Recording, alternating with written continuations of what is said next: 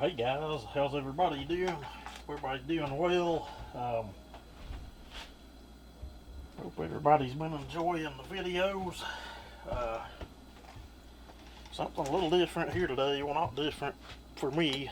I've done a lot of this stuff like this, just simple mods and saws. This is our 362 we bought. I know these are not everyone's cup of tea. Again, not 100% sure why that is. I've not found one complaint with the saw, honestly. What time I've had it, it has been used and abused. We have, without saying, ran the dog shit out of the saw. Dropped my scabbard in the floor. We done the bark box on it, and we'll eventually get around to probably doing a mild port job on this. Honestly, I feel it just needs a little more compressions about it, but I'm just enjoying running it the way it is and learning the saw the way it is right now before we go down that road. Same way with the Echo, but in stock form, this thing just on a whole different level than the Echo. Even with the Echo ported, I would rather run this saw. In smaller wood, the Echo may be a little faster, and I'm talking the 4910, and again, I don't know. It's 325 set up. We've got big 3/8s here, and it handles it with ease. I'll never get used to those caption bar nuts, but I don't know. It may be a race we could do once I get some more test logs. Is see how it stacks up. See how the two stacks up against one another. With the Echo ported and some of the horsepower numbers I've seen from those ported, should be similar to what this is making with the bark box. I would have to lean toward this saw having a lot more grunt than the Echo. That's just me. At the end of the day, it's a longer stroked saw. This saw has more grunt than, say, an ms360, which is a shorter stroke, bigger bore. We may get into that. Once we port this, we may run it against my ported 360. Who knows? But what we're getting into here today on this is we got a couple saws we're going to do some modifications to. This is one of them, and I really don't have much of anything to cut, so we'll try it out tomorrow when I go up to do some milling. I hope, if everything goes well, I hope we get to do some milling. I'll have to grease that bar tip up next time I get it out. As you can see, the saw's been used by looking at the bar. You guys remember when that bar was put on the saw. It had one of the 20-inch light bars on it when I got it. Honestly, I don't know if it was any lighter than the bar we just pulled off. I didn't really care for the graphics on the bar, but it could grow on me, whatever. It's just a power saw bar, it really doesn't matter. But I've been looking at these lightweight bars and looking at them, and the wife said, you know what, I'm just going to sit it in the buggy and buy it for you. That's just the way she is. And honestly, I'm just going to tell you, this 24-inch lightweight bar feels lighter than the 20 regular ODS bar that we just pulled off of it. The way they do this, to my understanding, is you can tell it is cut out up through here. I'm assuming this is a one-piece bar. I could be wrong, someone can correct me, but I'm not really seeing any rivets where it would be laminated, but it's like it's cut out all the way back on this side, almost to where the bar studs would be limited, and it's filled in with some sort of epoxy resin, I would assume. Dang good looking bar.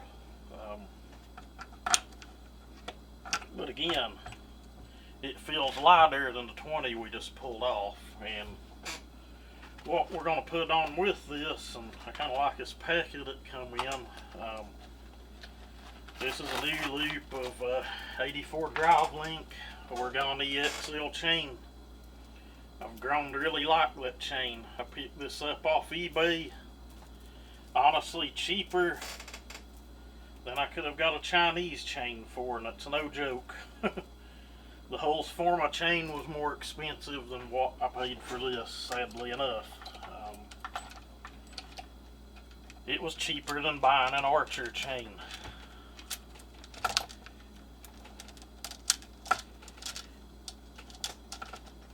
I think it was $18 or $19 with free shipping.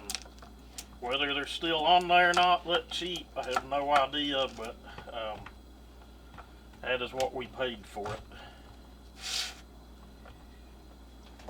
And the saw's sitting there and handling it a-okay.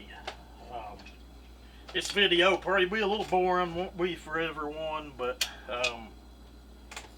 that's just what we're doing. The next saw we're going to get into, and I may set it up in 2 different videos, I don't know, I doubt it, but I've got to go get my 660 and pull the mill off of it. Once UPS runs here today, I've got 36-inch rails for the mill. I originally bought a 24-inch setup. And if you're familiar with Granberg, you can update their mills. It cost me damn near $100 to update that mill from a 24 to a 36,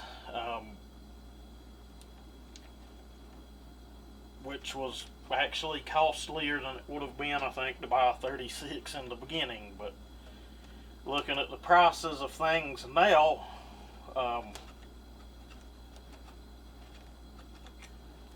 it worked out about even, I guess.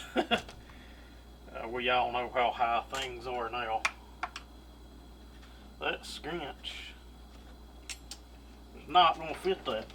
That's weird. What a good flathead. This video, just like the others here lately, may be chopped and pieced together. Who knows how I'll do it. There we go.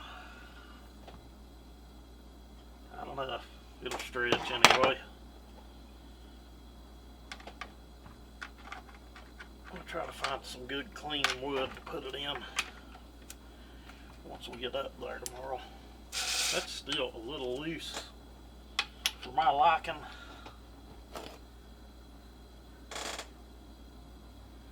There's another scrunch. That's probably a scrunch.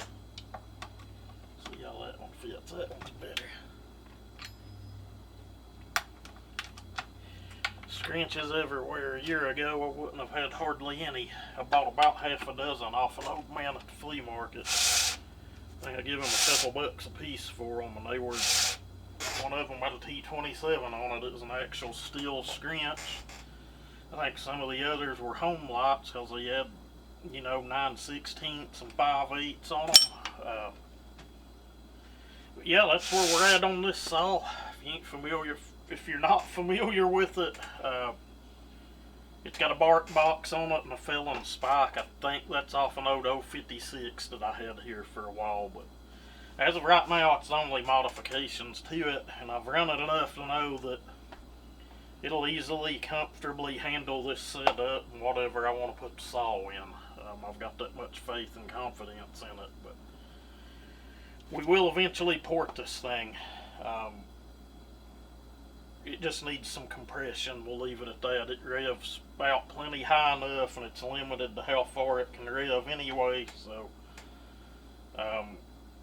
probably just, you know, some polishing and cleanup and some timing changes and a little machine work, and, you know, it'll be a done deal on it. But what I'm going to do next is I'm going to go get that other saw, bring it over here. We'll get it cleaned up. I'll get the meal off of it and bring you guys back.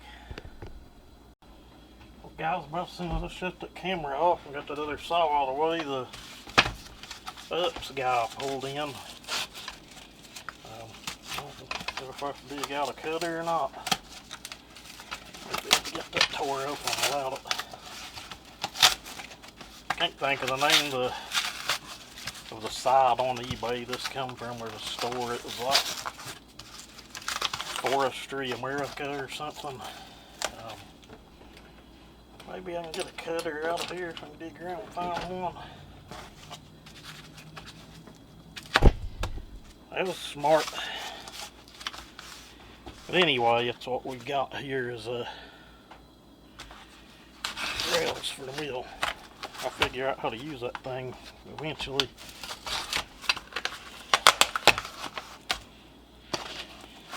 That's what we need. That's what you gotta have to upgrade your mill. And those are Granberg. I bought one of the cheap Chinese mills in the beginning. I've got videos on it. It was timber tough. Maybe if I can find that piece I had off of the mill laying here somewhere. To mill one slab last week, I had to pull the outer support off of the mill, and some mills you buy come that way without it, but these rails, the timber tough one, it just crushed here. It was just that cheap, just by tightening it down with the little wrench that they supplied. I had, I don't know, 3 or 4 big saw logs from trees we'd brought in here that needed milled up, and I just got online and got to researching and found the Granberg guys on YouTube, watched their videos and looked at their product, and we ordered one up, and I was like, well, I won't never do anything over 2 foot, but the big pine we done had the mill at its limits. But I'll set this stuff to the side. I'll get that saw up here and see if we can get it broke down and bring you guys back.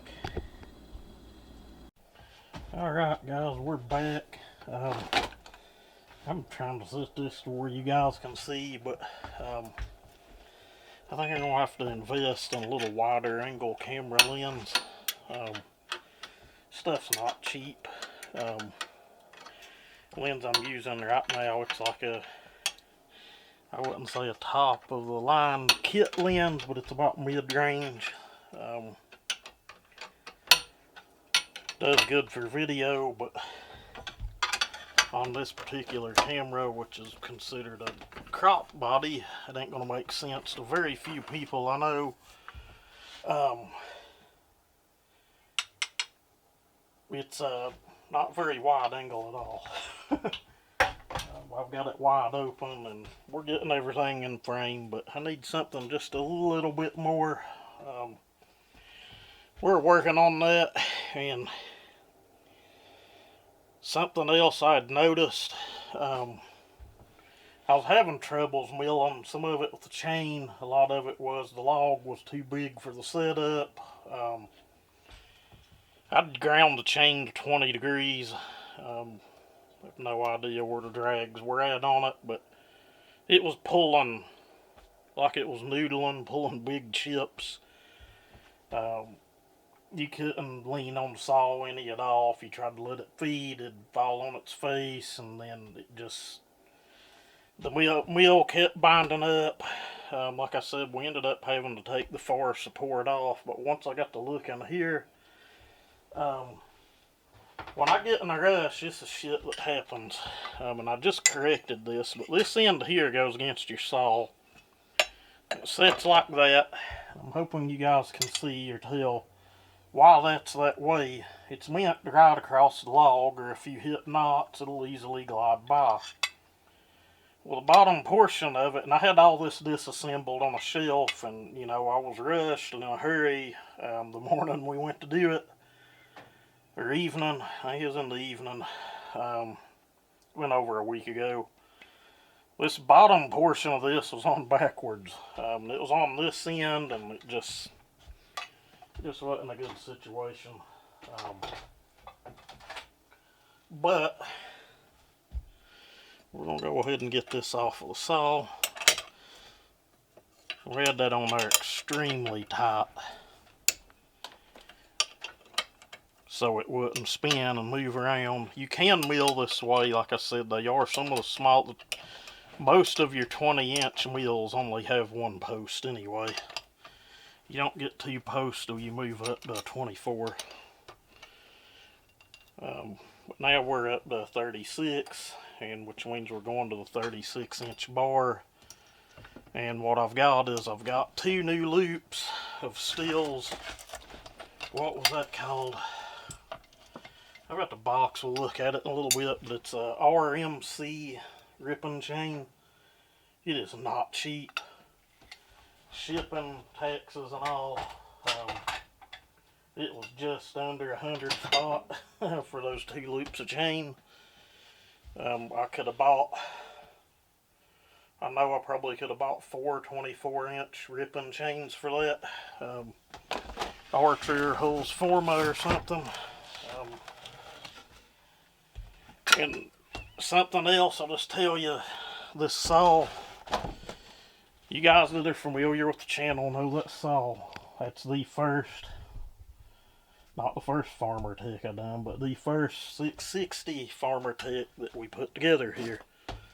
Put it together for milling. And I know somebody's going to say, well, I thought you bought an 880 for milling. I did. I hate that saw. That thing's just so big, so obnoxious. One of those deals I wish I'd never bought. I've used it a handful of times. I got to where I was like, well, let's just put an unlimited coil on it and make it just,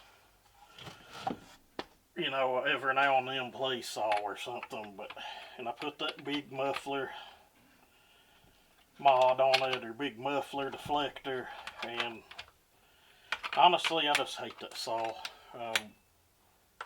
I've got so much invested in it, it'll probably just sit here. I may take it up there to quarter up some of those big rounds, so we may do something like that. I don't have a 36-inch bar to fit it either. I bought, it's either a 30 or a 32. I think it's a 32. If I even make a 30, I don't know, but it's 404. That thing would waste a lot of log. It would waste a lot. A lot of guys will wheel with like real narrow kerf, 3/8 low pro chains.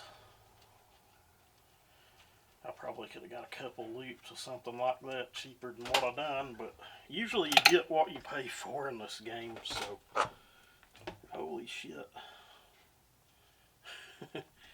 Needs some cleaning. And another thing is, I don't think this saw's oiling like it should be. I'm going to have to look into that. Or if the oiler on these may not be able to handle a 36-inch setup, I don't know. We may have to come up with some type of external oiling system for that mill, but let's get this stuff off and out of the way. That has been a good bar. I've had that bar going on probably 4 years now, I would think.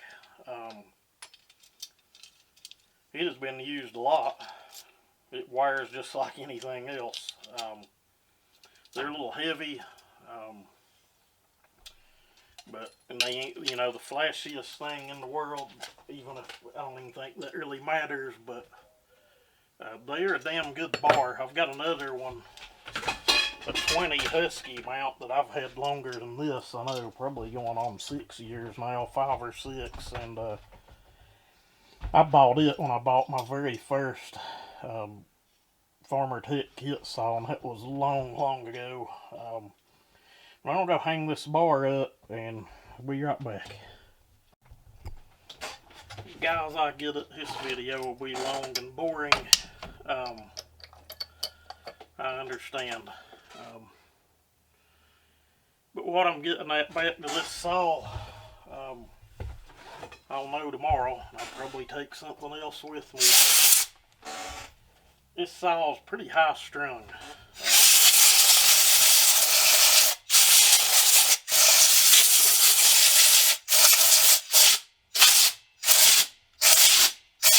It's one of them deals I parked it, I hadn't milled with it much, and I got that 880.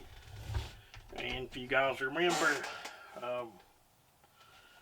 we went back into it. I put a pop-up in it, you know. I have nothing against pop-ups, but they ain't the magic recipe.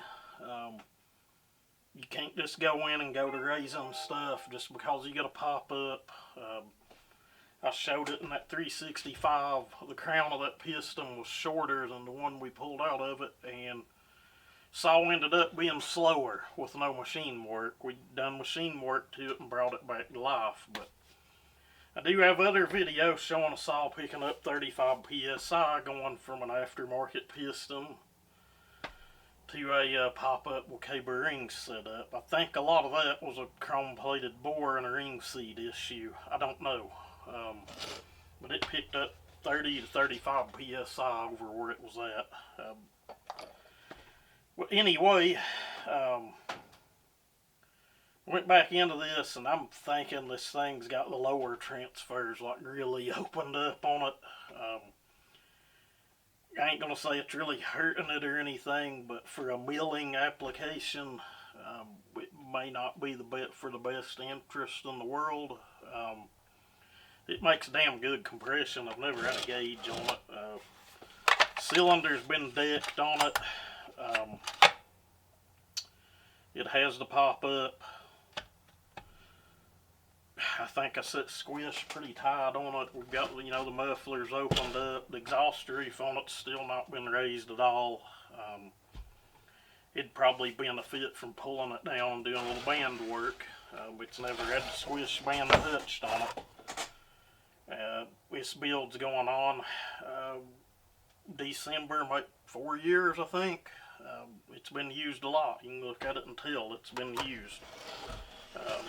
In the last year, though, not so much. It just kind of, for 8 or 9 months, I'd say it just sat there on the shelf collecting dust. I've got other Farmer Tech saws, like my ms362c. I pulled it out back sometime back in the winter or fall and took it back there and cut some cookies with it, and it hadn't been ran in over a year probably. So bad on me, but I own way too many saws. Whatever it is, what it is. They're like money in the bank sitting on a shelf.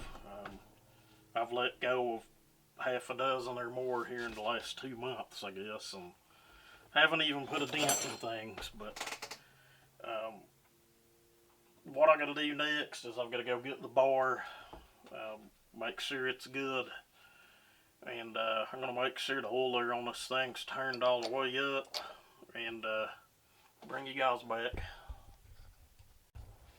Guys, I'm pretty sure this thing's all the way up anyway. We may have to end up investing into an HO oiler. She's all the way up, not going any further. That sucks. We'll have to look into that. Possibly getting a better HO oiler for it. They're not much, about 35 bucks or something, but there's oil everywhere anyway, so it was oil on it. Just chain was getting a little hot, a little stiff, so I don't know, I might put some bar oil in a bottle or something, just to trickle some on every now and then. We'll just have to see. Alright guys, that should be focused in. It was actually 33 RMX. Hopefully you got the rest of it, if you're interested in that chain. But I bought 2 loops of that. It was like 92 bucks before shipping in Texas. So Virginia sales tax 5%, so if that tells you anything. Let's see what we've got. What was funny is that lightweight bar on that other saw costed the same price as this big 36. any how that works. Let's see if the oil passage needs blowed out by any means. It's always good to check. It looks clear and open, but we'll still hit it with the air hose just in case.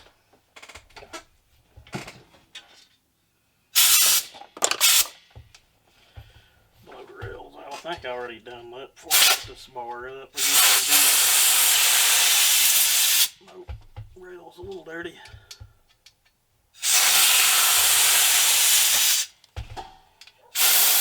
The rail's really dirty. We're blowing stuff everywhere. Let's see what it feels like as far as grease.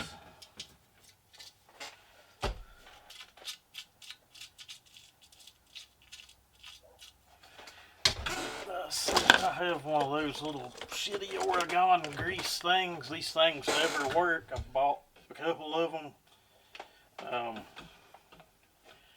Usually end up just capping some grease, packing it in the sides. I don't know why these things have such trouble with them, but I always seem to have a lot of trouble with them for some reason. I don't know what it is or why, but they never seem to cooperate. I have no idea where the cap of that rolled off to. But we probably need to find it. This video is probably going to be long and just boring. If you skip through it or exit it, I don't blame you at all. I am going to try to get some decent footage milling tomorrow. I don't think I'm going to be in a rush. I absolutely hate being in a rush doing anything. I have no idea where that went, so we'll just stand it up over here in this. If it makes a mess, it makes a mess. It won't be a big deal. But bar oil passage clean. Seems to be clean there as well. Done blowed it out there. It's just general maintenance stuff. We ain't used that bar much. It's cut a couple trees, I think. A handful of trees. A couple of them on video. And there's why I'm not a fan of the 36.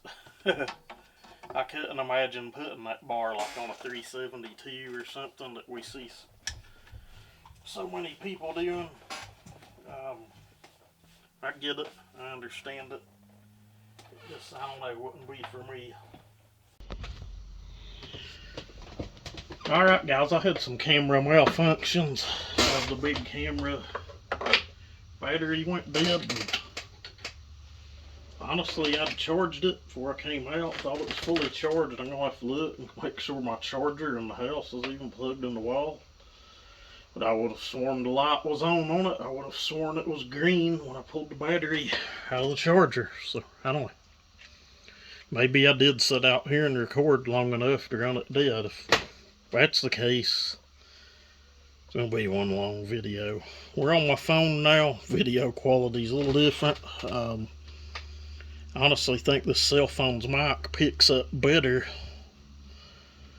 than the mic on the DSLR or the $100 shotgun mic. And I keep hitting the tripod arm. I'm going to continue to keep hitting it if I don't do something different. But for right now, we'll be alright. Like I said, I don't know what we'll do with this video. Mainly showing just some saw preparation. Getting the wheel set up and prepped. There's some interest in that. I'm not for sure how much, but the smartest thing I could do at the moment, I think, would be to spin my vise around that I normally use to follow a chain when I do, and set this bar in it. 36-inch bar is just ridiculous, guys. Come on, give me a break. Around here, I say that, but we've cut several trees that required over a 30-inch bar in the last couple of years. I'm sure you guys that fall timber regularly get into that as well. And can just sit down on the ground and do this, the saw sitting in their lap with ease. I'm still out of the rails in the back. Get in there. Good grief. There we go. She's in the rails now. If I don't lose it. We're in the rails.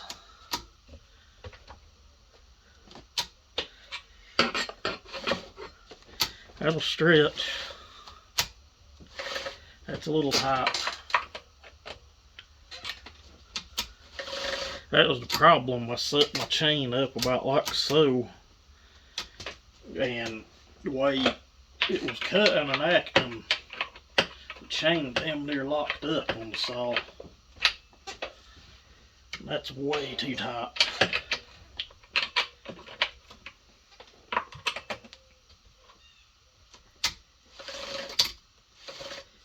That's too loose.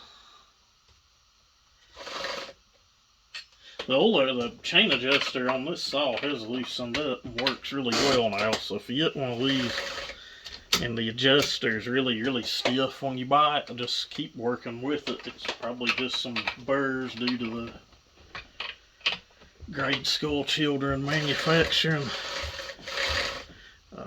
It doesn't feel bad at all. We're ready to get our mill out and get the rails changed out on it. I'll probably set it down, just kind of show you guys what's going on there, and bring you guys back. Alright guys, we're going to pull the rails and this push bar, I think it's called, off. There's one of our new push bar behind us fell over.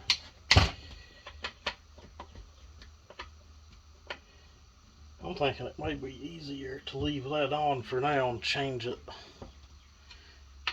after we get it mounted to the new rails and then adjust everything. Let's just do that.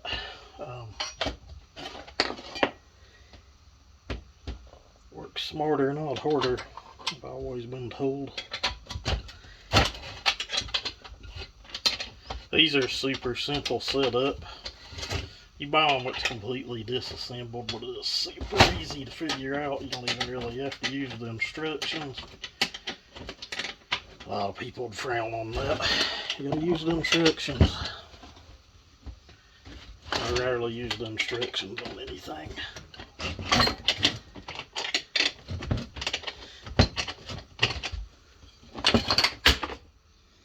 That was probably something we needed. I bet I knocked on the floor. We'll figure it out when we need it.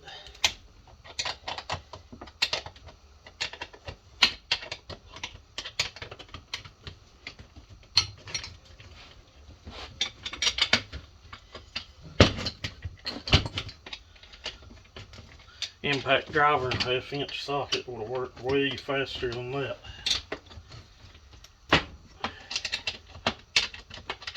Would have worked way better. But they slide out as easy as I was thinking they would. Yes, indeed, they do.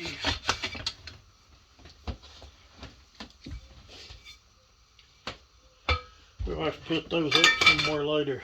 I've got to redo my shop. It is ridiculous. Ridiculous is an understatement. Like, it's almost embarrassing how ridiculous it is.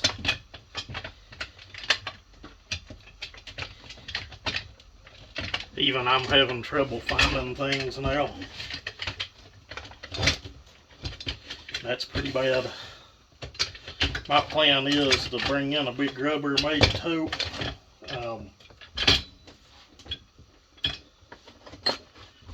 And put all the tools in it out of these.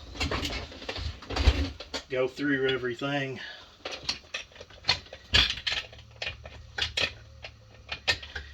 And get most of my tools back in the actual toolboxes. This is the end that goes against the saws.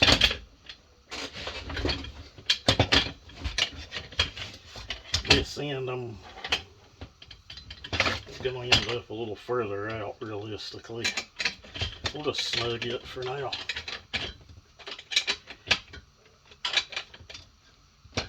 This end here is going to go way out as well, so I'm just going to lightly snug it enough to where I can adjust it.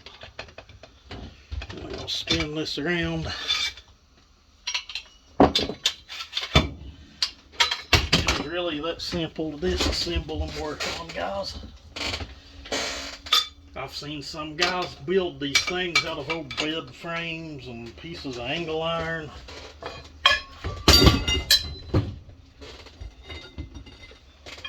Just be creative with it all, I guess.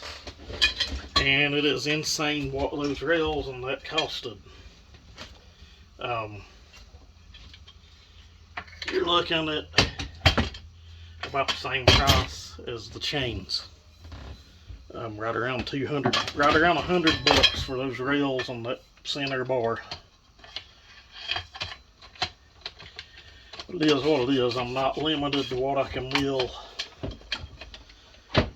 If we've got a saw with enough ass behind it to mill, I think it'll be okay, but the port work on it just ain't, to get back to that, just ain't ideal.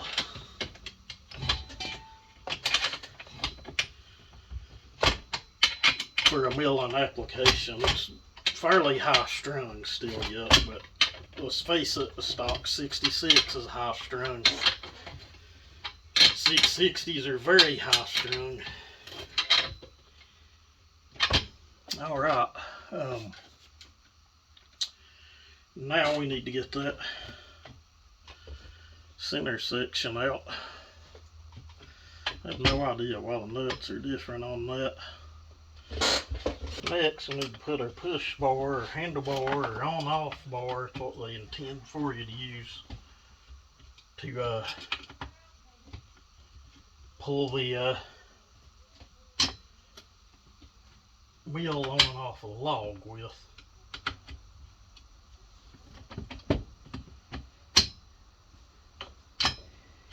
That one's loose. It's a little looser here.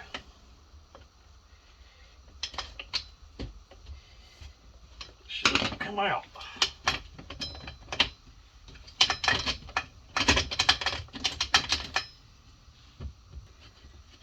And took my scrunch and propped that up, and voila, it finally came out. But I need to get the stopper out of the end of this to put back in to the new rail.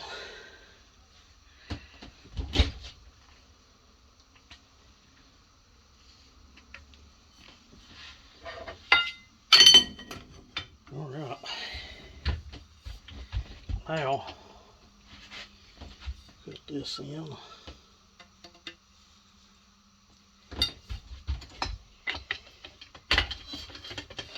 I kind of figured that new one would just slide in like butter.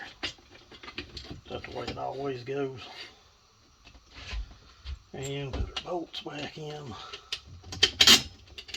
Those do go all the way through and mount it to this part.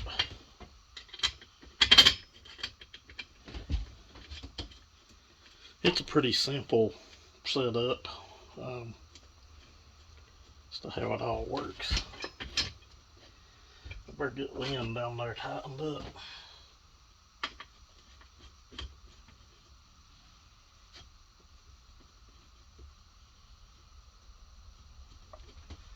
Get my stopper in it first. I think those are just there to make it look pretty.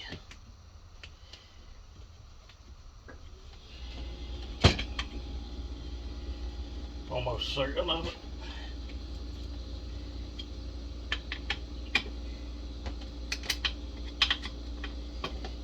Alright.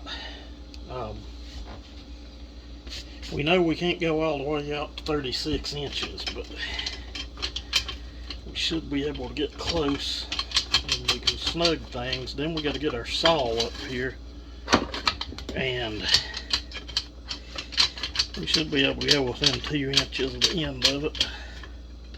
Should get around 32 or 34 inches of good milling space. That log where I start milling at right now is 30 inches across.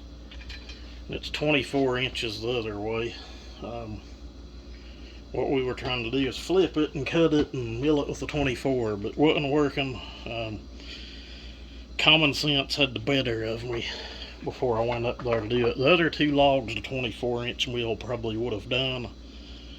One of the logs was really crooked, so we kind of just cut it in the firewood. But we do have 3 good straight saw logs. But I'm going to pause you guys or stop you, and we're going to get the saw set up here and try to get this mess up on it and get everything adjusted out right. I'm jumping the gun once again. What I need to do at the moment is get these things on it. This one goes down on this end.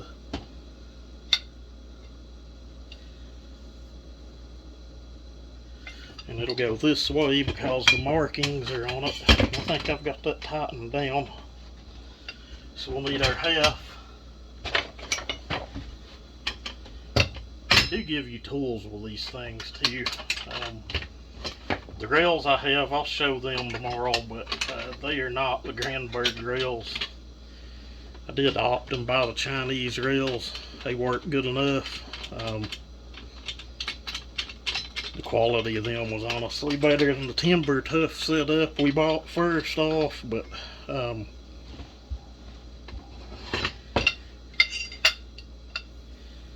let's see, the marks are there, so we want that to go to the inside so we can see if we use them. I usually just use a board or something. Set the mill up. We'll just set it all the way down first. Let's set it about a finger's. That's real scientific. We'll set it about a finger up so we can tighten it down on the bar. Maybe a little higher. Let's go 2 fingers, real scientific. Real scientific. It'll work just fine. Like I said, just got in a hurry last week. Had nothing ready. It was an 0 for 1. Alright guys, actually I had to hunt that thing, it had fell. Remember, if you're doing this end is the end that goes toward the saw. It don't go out here. Like I said, I was in a hurry that day. It's actually about the time I'd got a stomach bug, about the time it started as well. I'm just sweating myself.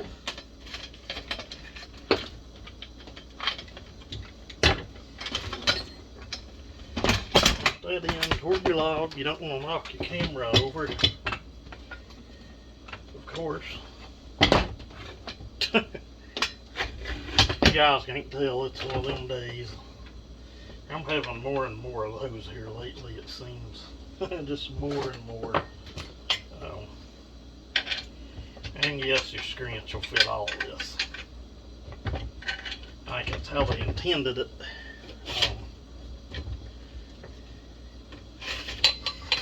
I'll adjust that once I get the power head and the bar on.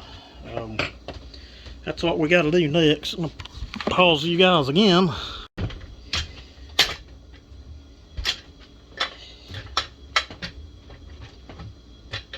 Just like slipping on the glove. You don't want that all the way against the body of your saw. I've got the dogs off of this one, but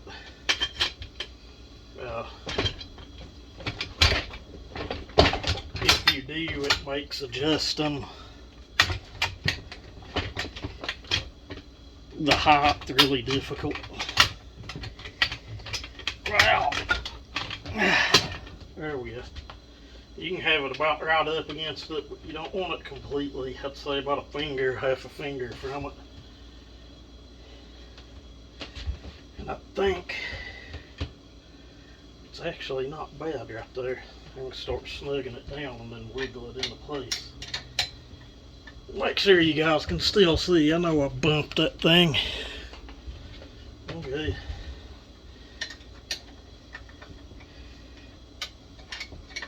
Just in case anyone thinks this Alaskan milling's an easy bit, I will eventually one of these days get a small bend mill. I don't know when, but or even why.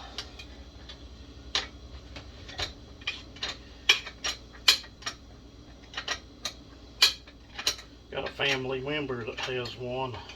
I'm not even sure it runs anymore, but one of them deals, he just don't have time to use it, really. See, I know if I back that up a little bit off of the sprocket, that's the deal, you don't want it tighten down on that sprocket. I have milled with that Archer bar we pulled off of that other saw, with this mill sitting almost all the way out on the tip. But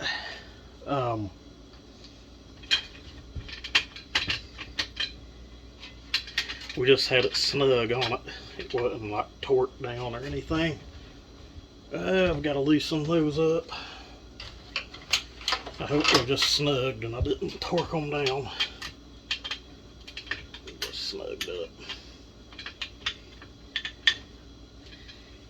Okay. I would say somewhere right there should be pretty daggone safe, I would think.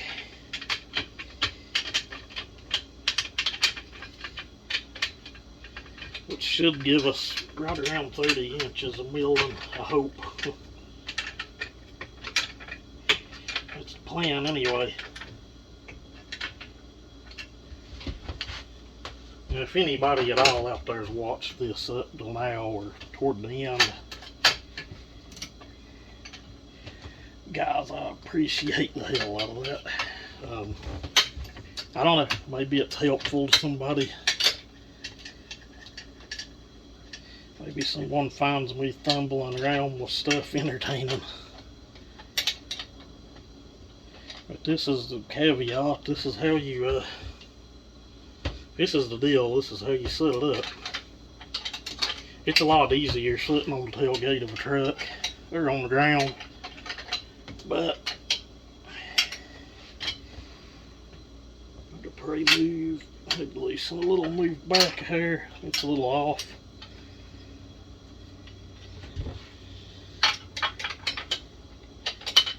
Let's see.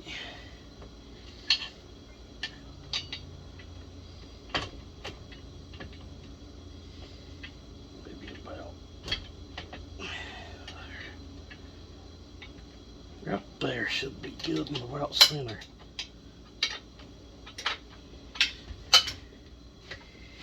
Chain will turn. And you're going to torque it down.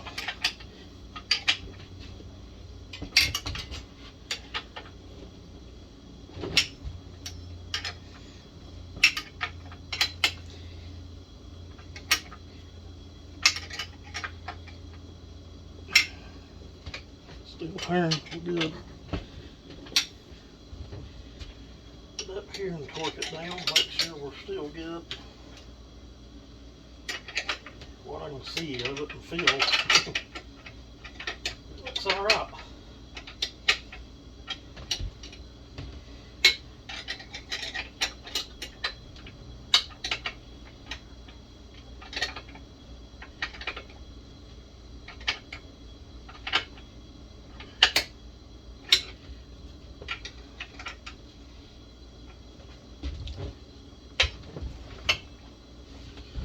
Guys, there you have it. You have one 660 set up to mill. I really wish I had a tape measure back here. I usually keep one hanging there. It's not there, as you can see. Maybe, probably not. I've got you angled down. But guys, that is it. I need to adjust this. It's actually sitting probably about where I would want it.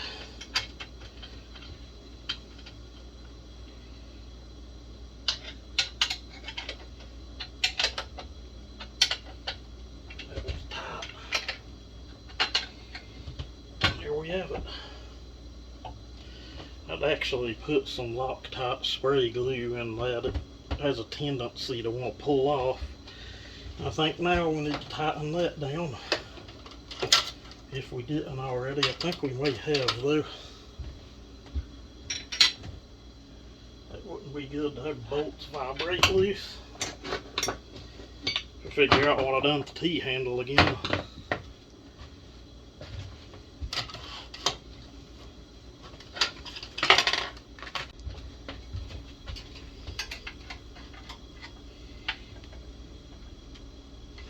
Really hope we'll get the mill.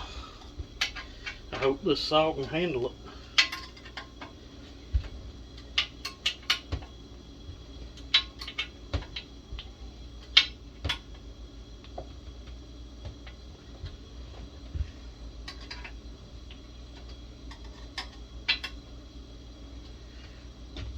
Pull you guys off the tripod and give you an up close look at that.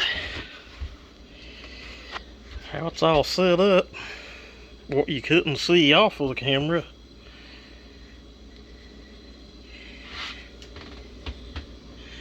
So right now I think I have in that mill about 350 bucks. That bar is about 150.